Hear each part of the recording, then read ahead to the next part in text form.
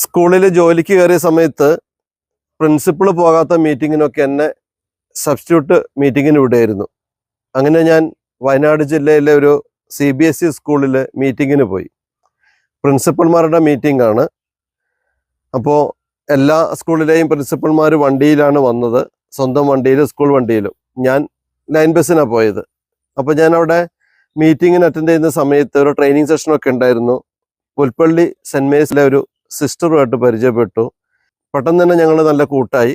അപ്പോൾ സിസ്റ്റർ പറഞ്ഞു, ഞാൻ ഇങ്ങനെ ഒരു പ്രിൻസിപ്പളിൻ്റെ വണ്ടിയിലാണ് വന്നത്, തിരിച്ചു പോകുമ്പോൾ സാറും കൂടെ വന്നോളൂ, നമുക്ക് ഒന്നിച്ച് പോകാം. അതിൻ്റെ ഇടയ്ക്ക് സിസ്റ്റർ പറഞ്ഞു, ഞാൻ അവരോടും കൂടെ ഒന്ന് പെർമിഷൻ ചോദിച്ചു നോക്കട്ടെ, വണ്ടി അവരുടെ അല്ലേ എന്ന്. അപ്പോൾ മീറ്റിംഗ് കഴിഞ്ഞു, ഞങ്ങൾ പുറത്തിറങ്ങി. ഞാൻ പ്രതീക്ഷിച്ചു ആ വണ്ടിയിൽ എനിക്ക് പോകാമെന്ന്.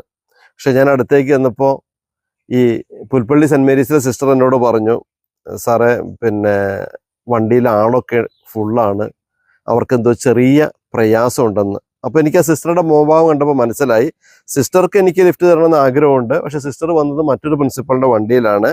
ആ പ്രിൻസിപ്പളിനാണെങ്കിൽ ഈ പ്രിൻസിപ്പൽ സ്റ്റേജിലല്ലാത്ത ഒരു അധ്യാപകനായ എന്നെ ആ വണ്ടിയിൽ ലിഫ്റ്റ് തരാൻ അവർക്ക് താല്പര്യമില്ല.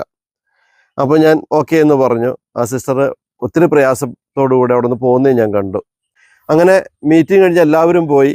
ഞാൻ പതുക്കെ അടുത്ത ബസ് സ്റ്റോപ്പിലേക്ക് നടന്നു, ലൈൻ ബസ് കയറി ഞാൻ എൻ്റെ സ്കൂളിലേക്കും പോയി. പക്ഷെ അന്ന് ഞാനൊരു തീരുമാനം എടുത്തു, അടുത്ത മീറ്റിങ്ങിലേക്ക് അടുത്ത വർഷം പോകുമ്പോൾ ഒരു കാറുമായിട്ട് പോകണമെന്ന്. അങ്ങനെ പൈസ കൂട്ടി വെച്ച് ഞാൻ ആദ്യം വാങ്ങിയതാണ് ഒരു മാരുതി 800 കാറ്. അപ്പം ഞാൻ പറഞ്ഞു വരുന്നത്, വാശി നല്ലതാണോ? ഇത്തരം ചില ആരോഗ്യപരമായ വളർച്ചയ്ക്ക് ഉതകുന്ന വാശികൾ നല്ലതാണ് എന്നാണ് എൻ്റെ അഭിപ്രായം. Be happy.